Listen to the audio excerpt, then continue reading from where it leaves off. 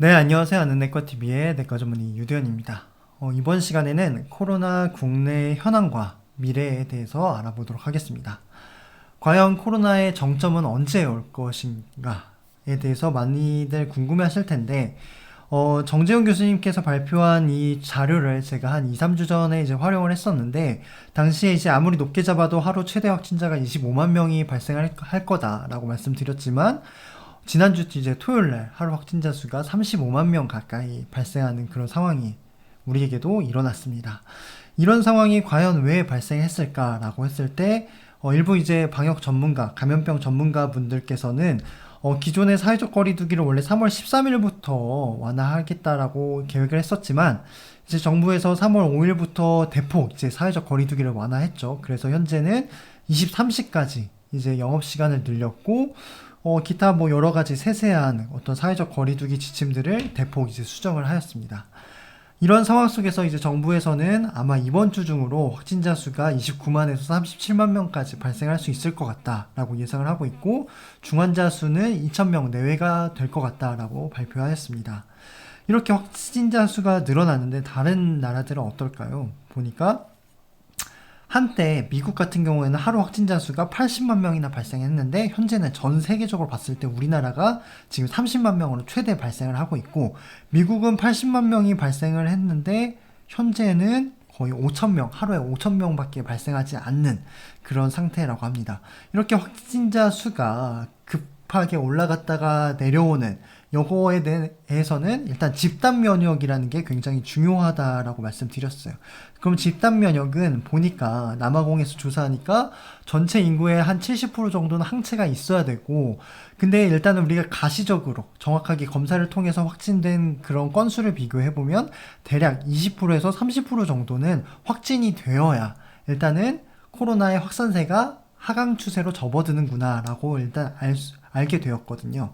그랬을 때 우리나라의 현재 위치는 어디에 있냐라고 했을 때, 현재 우리나라 전체 인구의 12%가 코로나 확진된 상태인데, 앞으로 20%에서 30%까지 도달하려면 현재 발생한 그 누적 확진자 수 대비 2배는 더 발생을 해야 이 코로나 확진세가 조금 더 잦아들 수 있다라고 말씀드릴 수 있겠습니다. 하지만 문제는 예상보다 정점에 이르는 속도가 너무 빠르다라고 하고 너무 가파르다는 게 문제라는 거죠. 이러다 보면 확진자 규모가 하루에 최대 40만 명까지 발생할 수도 있다라고 얘기를 하고 있고, 이제 앞서 말씀드린 그 정재훈 교수님께서는 일단은 뭐 3월 13일부터 완화하기로 한 조치를 왜 이렇게 빨리 완화해가지고 2, 3주 차 조금 뒤에 완화하는 거나 지금 미리 완화하는 거랑 뭐 크게 차이가 없는데, 오히려 우리가 확진자 수가 많아지면서 발생하는 중환자의 그런 치료의 기회를 놓치게 되지 않을까라고 하면서 우려를 이렇게 표하고 있습니다.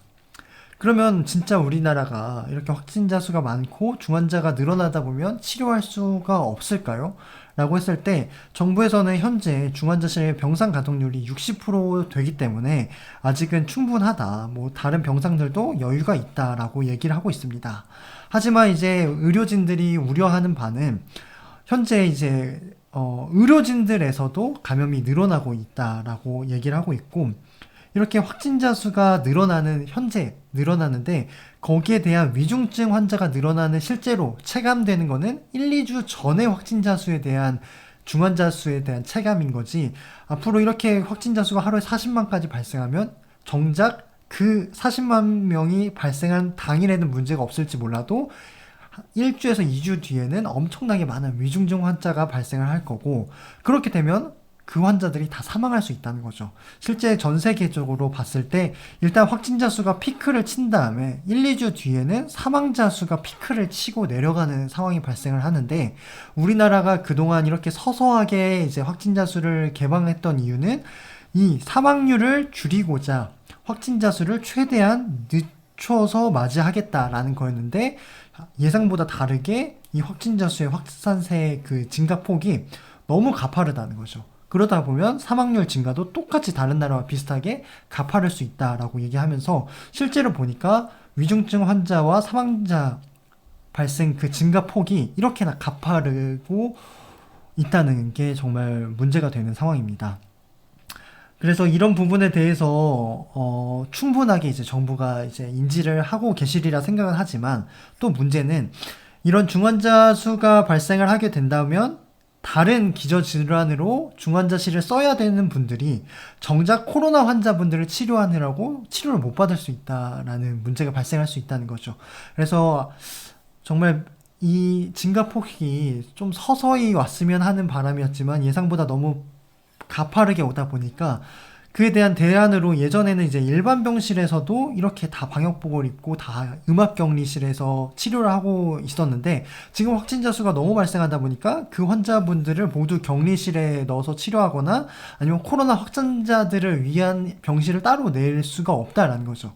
그래서 서울대병원에서는 현재 일반 병실과 뭐 격리실 구분 없이 코로나 확진자를 다 이제 일반 병실에서도 치료하고 있다라고 발표를 했는데, 뭐 거기에 대해서 우리가 얻을 수 있는 이득은, 예를 들어서 파킨슨병으로 치료하시던 분이 기존에 이제 파킨슨병은 신경과에서 치료를 하게 되거든요. 그러면 신경과 선생님들이 아무래도 좀 그 분야에 대해서 전문성이 있기 때문에 바로 문제가 생기면 응급조치를 취할 수 있다라는 장점이 있다라는 거죠. 그래서 일반 병실에서, 똑같은 신경과 병실에서 코로나 확진이 되더라도 치료할 수 있는 그런 제도를 마련했다라는 거죠. 다행히도 이러한 현재 제도 개편 하에서 아직까지는 일반 환자분들과 함께 병실을 씀으로 인해서 코로나 확진자로부터 일반 환자분들께 전파된 사례는 아직은 없다라고 하고 있습니다. 그래서 이러한 것들을 개선하는 또 하나의 근본적인 이유는, 현재 산모분들께서 코로나 확진될 경우에 출산할 수 있는 병원이 없어요. 그래서 서울에서 거주하시는 분들께서 뭐 저기 칠곡에 내려가셔야 된다거나, 정말 최악의 경우는 제주도까지 내려가셔서 출산을 해야 되는 그런 문제가 발생을 하게 된다는 건데, 이런 분들을 보호하기 위해서, 또한 이제 투석 환자분들 같은 경우를 보호하기 위해서 그냥 일반 병실에 계시는 환자분들과 차이가 없게끔 진료를 하겠다라고 현재 진료 방안을 여러 가지 개편을 하고 있습니다. 그래서 제가 이제 이 우리나라의 현황과 앞으로 미래 상황을 예측을 통해서 결론을 이제 말씀드리려고 하는데, 일단은 예상보다 정점이 너무 거세게 우리에게 다가오고 있다라는 거는 정말 명확한 사실입니다.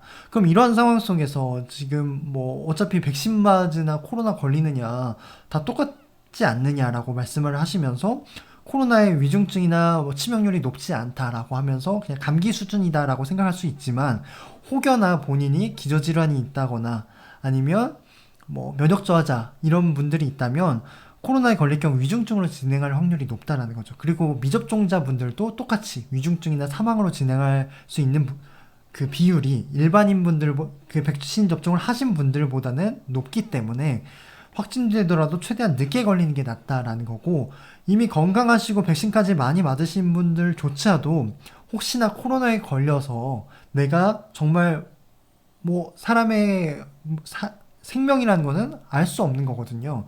그래서 대부분은 이제 경증으로 진행하고 감기로 지나갈 거다라는 그런 통계 자료는 있지만 혹여나 몰라요. 그래서 그런 분들이 혹시나 중증으로 진행될 경우에서는 병상이 없기 때문에 현재 코로나 감염되는 것은 굉장히 위험하다라고 말씀드리면서, 차라리 걸릴 거면 차라리 늦게 걸리자. 어차피 전체 인구의 3분의 1 이상이 확진이 돼야 이게 끝나거든요.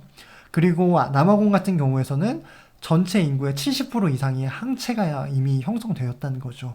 그 말은 즉슨 코로나 확진이 우리가 검사로 모르더라도 70%는 확진이 되어야 끝난다는 거거든요.